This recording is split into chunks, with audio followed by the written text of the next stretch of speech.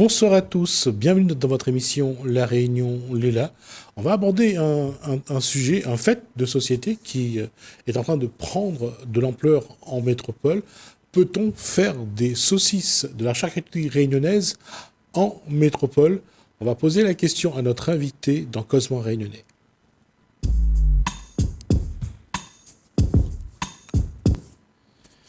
Alors, Gérald Vidotte, vous êtes charcutier, c'est ça? Bonsoir d'abord. Bonsoir. Vous êtes charcutier? Moi, personnellement, non. Non. Ah, d'accord, ok. Moi, personnellement, non, je suis infirmier de métier. Mais mon associé David Robert est charcutier, crémier, traiteur depuis plus de 20 ans. D'accord. Voilà. Et il a commencé à La Réunion ou il a commencé là-bas? Il a commencé ici. Oui. Il s'est installé en métropole depuis plus de 10 ans maintenant, presque 15 ans. Et vous étiez infirmier en métropole?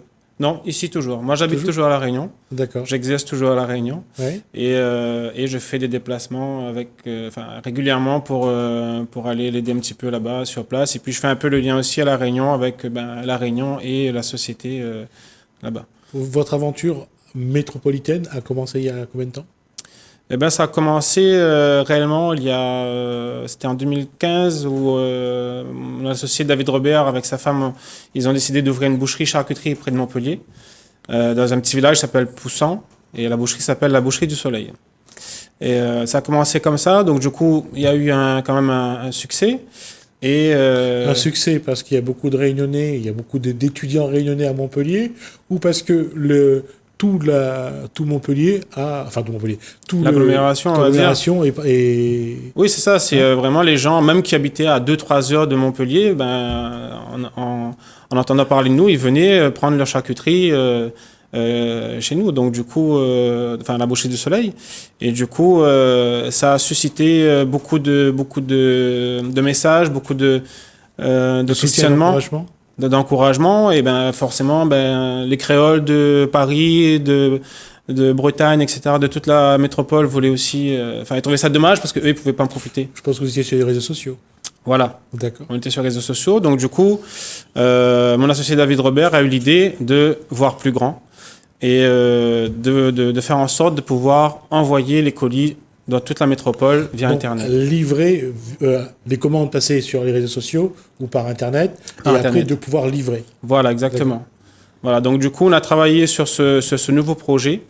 Donc il fallait trouver un laboratoire beaucoup plus grand, aux normes, etc., pour vraiment faire quelque chose de bien. On a fini par trouver, on a fini par avoir le local. Donc ça fait bientôt 5 ans qu'on existe. La société s'appelle La Maison Robert.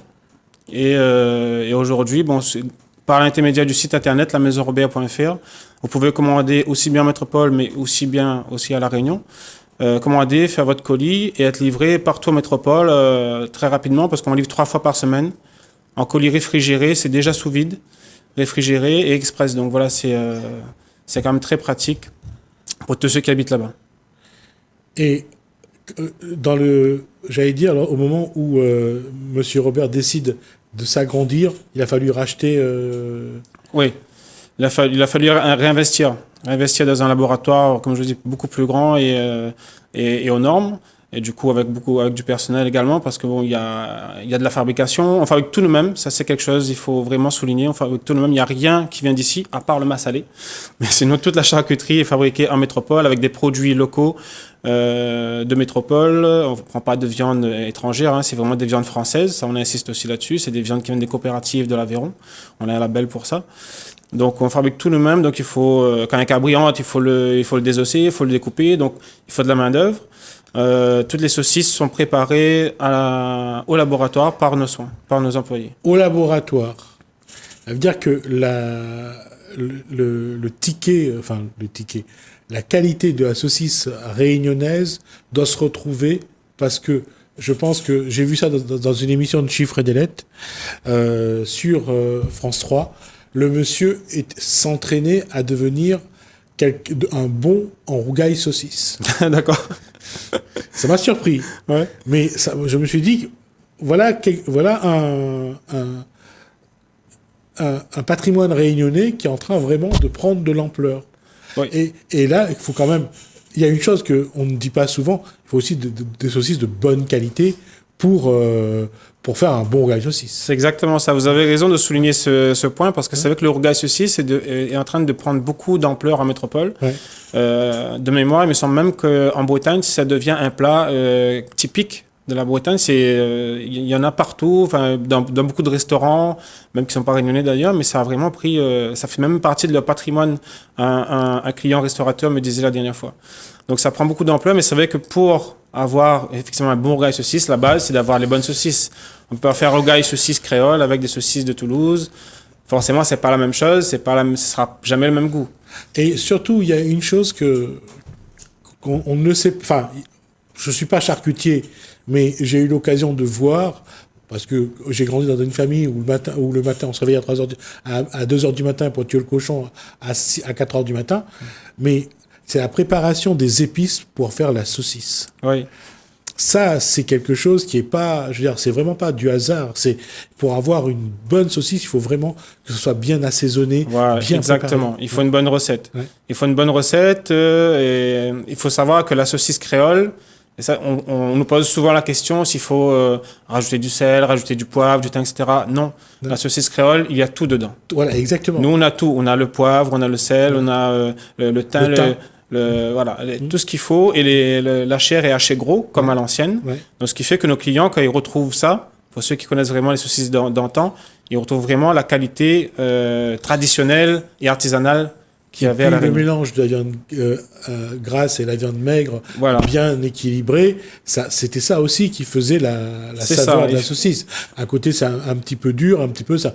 Le gras rend aussi attendri la. Oui, tout à fait. Saucisse. Et puis, quand on fait frire la saucisse, le gras après il fond, donc Ouais. on le retrouve plus. Mais il faut du gras. Ouais. Vous savez qu'il faut un équilibre assez spécial pour que la saucisse soit bonne, ni trop grasse, ni trop maigre, ni trop sèche. Ouais. Et il faut qu'elle ait du goût. Donc ça, c'est vraiment une recette. Et ça, c'est mon associé David Robert qui est très fort là-dedans. Ouais. C'est toutes les recettes, c'est lui qui les a façonnées. Et le goût, c'est grâce à lui. Et comme je dis tout à l'heure, en rappelant cette anecdote, ce monsieur qui disait, le rougail saucisse, c'est une des choses qu'il apprend à faire. Ouais. Et c'est drôle parce que on se dit c'est un plat de la Réunion et ça reste, j'allais dire, le plat de référence. Quand on parle de la cuisine réunionnaise, on parle du rougail saucisse. Oui. Comment ça se fait que aujourd'hui, même en métropole, on en fait le plat régional, quoi? Eh bien, parce que il y a beaucoup de touristes qui viennent à La Réunion et qui, forcément, passent par le rougail saucisse. Ouais. Et il faut dire ce qui est, c'est que la cuisine réunionnaise, elle est riche, elle est très appréciée. Donc, quand les gens viennent, et surtout même ceux qui viennent en vacances ou ceux qui ont habité quelque temps, eh bien, ils apprécient ça et ils veulent justement retrouver ça là-bas, ils refont. Donc, du coup, voilà, ça s'est un peu exporté grâce à ça, grâce au tourisme au final.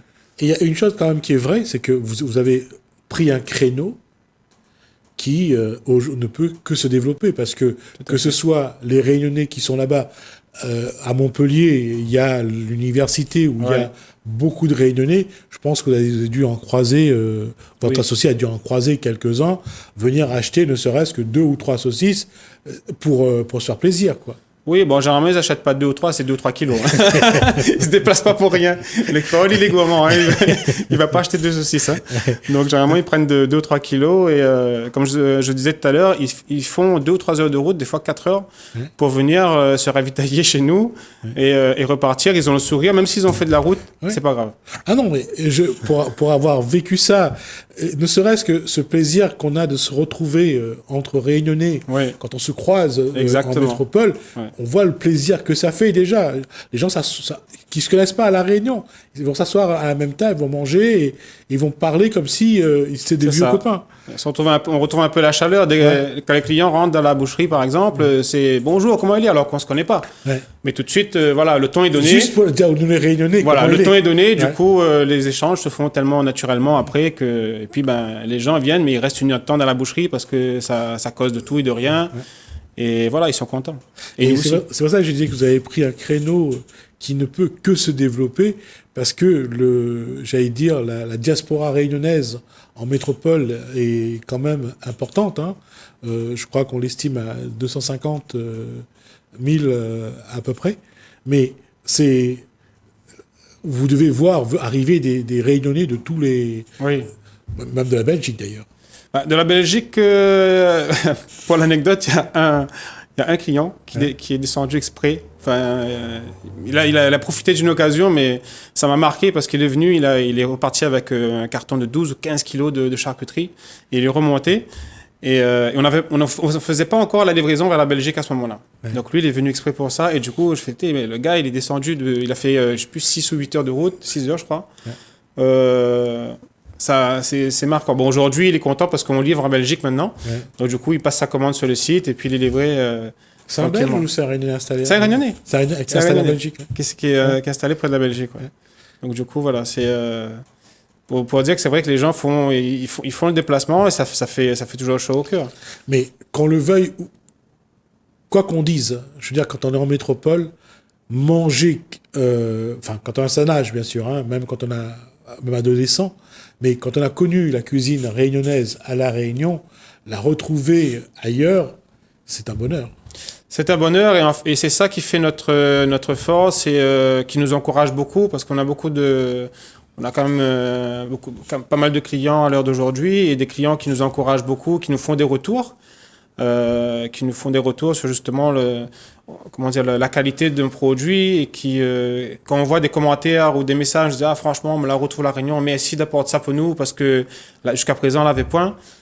Ben, nous ça nous met du baume au cœur et ça nous encourage vraiment à continuer même si c'est difficile. Ben on continue parce qu'on voit que les gens derrière ils nous soutiennent et on apporte quelque chose effectivement qu'il n'y avait pas. Donc du coup et surtout chez eux, c'est-à-dire qu'ils passent la commande. Pour les plus près, ça peut être le lendemain, parfois ils reçoivent leur colis alors qu'ils ont passé la commande lundi matin, le mardi à 13h, ils ont leur colis. Donc ils sont super contents, ils ouvrent, ils ont les odeurs qui déjà... les odeurs de la Réunion. Ah voilà, avec nos produits fumés, voilà, même les produits frais, donc ils sont super contents et voilà.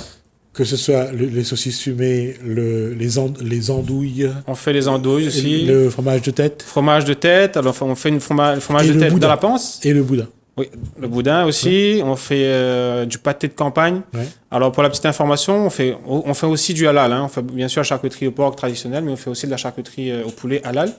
Ouais. Et l'année dernière, on a eu un prix, une médaille d'or pour notre pâté de campagne aux piments oiseaux. Qui a été présenté dans un concours dans l'Hérault et on a eu quand même la médaille d'or. Donc, et du coup, depuis cette médaille, on a beaucoup de métropolitains qui viennent à la boucherie ou même sur le site pour acheter ce fameux pâté parce qu'ils ont goûté ou ils ont vu, etc. Et ils adorent ça. Et c'est pour ça que, quelque part, et c'est ça aussi le danger, c'est-à-dire que quand on fait du travail artisanal et qu'on a beaucoup de demandes, on a envie de passer à une forme d'industrialisation pour faire plus. Mais ça gâche le goût, non? Disons que c'est vrai que c'est un danger. On peut viser plus haut, mais il faut pas au détriment de la qualité. Ça, nous, on a voulu justement viser un peu plus haut, les supermarchés, etc., pour vraiment faciliter le déploiement de nos produits dans toute la métropole et plus passer forcément par la livraison. Mais c'est très difficile. Combien d'employés vous avez? On a 5 employés actuellement. C'est quand même, ça fait un volume de charcuterie quand même qui est important. On produit beaucoup, mais c'est sûr que si on avait continué dans cette lancée, c'était prévu d'avoir plus d'employés parce qu'on n'aurait pas suivi le rythme. Plus d'employés, plus de machines aussi pour faire les découpes, etc. Mais notre but, c'était vraiment pas de réduire la qualité. On voulait vraiment garder la qualité, même s'il fallait produire plus, mais c'est notre credo. On ne veut pas faire du bas de gamme. On ne fait pas de la saucisse à 3,50 € en promo. Ça, c'est pas notre créneau. Mais on voulait surtout garder cette qualité et même à plus grande échelle. Mais bon, malheureusement, ça c'est pas fait, ça c'est pas encore fait. On a eu plein de choses positives, mais aussi des choses qui nous ont fait réfléchir, fait reculer aussi parfois pour éviter de s'engouffrer dans des mauvais trucs, on va dire. Mais bon, voilà. Parce qu'il y a aussi un fait, c'est que on s'est rendu compte. Je sais pas si en métropole c'est pareil. La charcuterie n'a pas à sa disposition une main d'œuvre pléthorique. Donc pour trouver des gens qui veulent vraiment travailler, s'investir, avoir de la passion, c'est pas toujours non plus évident. C'est pas évident. Nous, on a eu de la chance quand même comment dire, de racheter un laboratoire et on a gardé le personnel. Bon, il y avait deux personnels qui étaient déjà compétents dans la restauration, dans les charcuteries et très désireux d'apprendre. Donc, du coup, on les a formés. Ce sont des gens du coin, c'est à Ventena comme Minervois, c'est près de Narbonne. Et ça faisait plus de 15 ans qu'ils travaillaient dans cette entreprise. Et du coup, on les a gardés, et on les a formés. Et du coup, ils étaient super contents d'apprendre autre chose aussi, enfin, j'ai envie de dire. Et du coup, aujourd'hui, le chef de labo, on lui donne un cabri à découper. Il le fait... Sans problème, les yeux fermés, je dirais presque. Et puis voilà, ils sont contents d'apprendre autre chose et ils participent aussi à l'évolution de notre entreprise et aussi au maniement. Enfin, s'il faut, est-ce qu'on pourrait pas faire ci, faire ça, rajouter ci, enfin voilà. Ils sont investis. Donc, on a cette chance-là. Le porc, le poulet, le cabri, qu'est-ce qu'il y a comme autre Alors, pour les fins d'année, on fait aussi du canard. Ça, c'est uniquement pour les fins d'année. On fait du canard fumé, du poulet fumé. On va aussi faire du pâté créole, maison, bien sûr. Pâté créole avec de la viande ou avec des... On fait de tout. De tout. On fait de tout. On fait nature, viande. On va faire aussi du foie gras maison, qui a beaucoup, beaucoup marché l'année dernière avec du litchi, etc. Donc, ça avait cartonné. Donc, ça, on fait spécialement pour les fêtes. On fait aussi des gâteaux patates. Avec des patates blanches, bien sûr. Donc ça, c'est un produit qui marche bien aussi. Le petit dessert en plus sur le site. Donc voilà un peu Donc finalement, entre ce que vous faites pour l'apéro, le repas et le dessert, vous remplissez la table. Non? Oui, il y a de quoi, il y a de quoi faire. Il y a de quoi faire. Et puis, ce qui est bien aussi, c'est qu'on fait aussi des produits qui ne se trouvent plus forcément beaucoup, comme le andouille. Donc ça, c'est quelque chose vraiment de traditionnel et qu'on a tenu à faire et qui se vend très bien. Les andouillettes aussi, les andouillettes créoles. Donc, ça se trouve pas forcément partout. Il y a une réalité, surtout après 2020, on a vu que les gens préfèrent manger le traditionnel.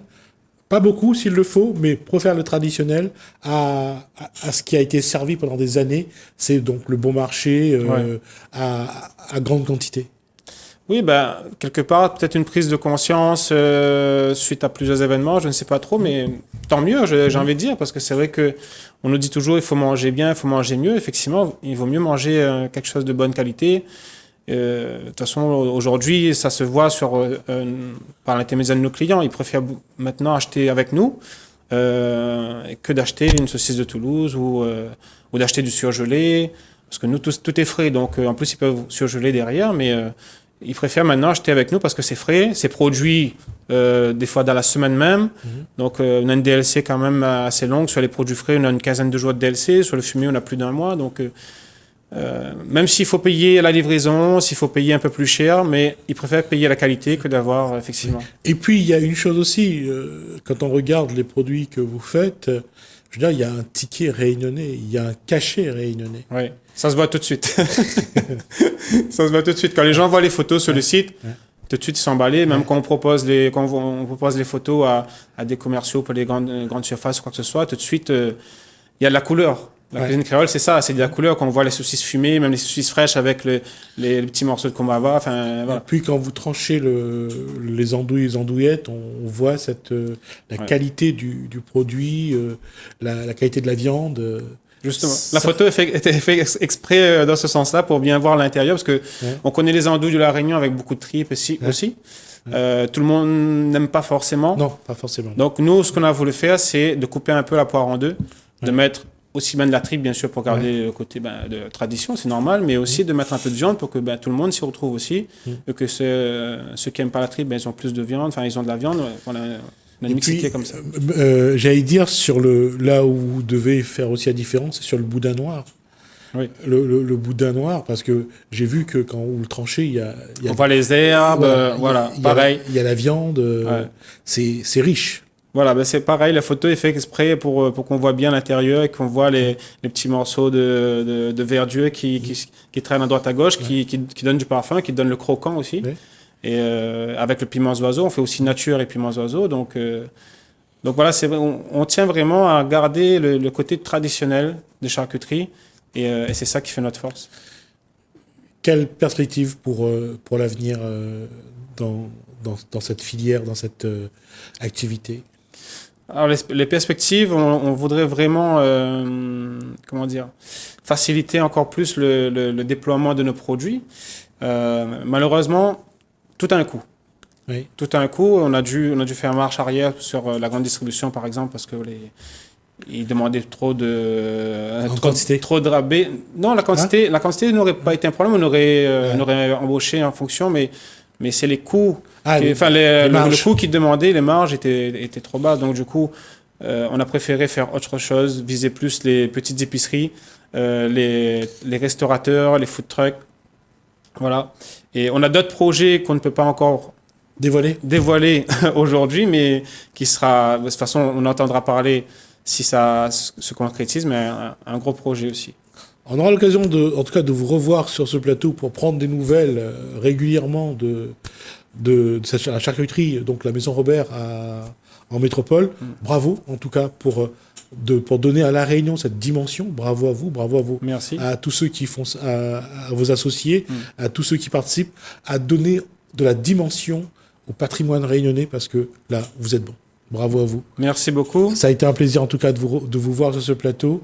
Et ben quand vous souhaitez venir nous donner d'autres nouvelles, n'hésitez pas. Ça sera avec plaisir. Si je peux juste terminer par dire que ce qui est important aussi pour les créoles ici aujourd'hui, de savoir que vous pouvez commander depuis La Réunion.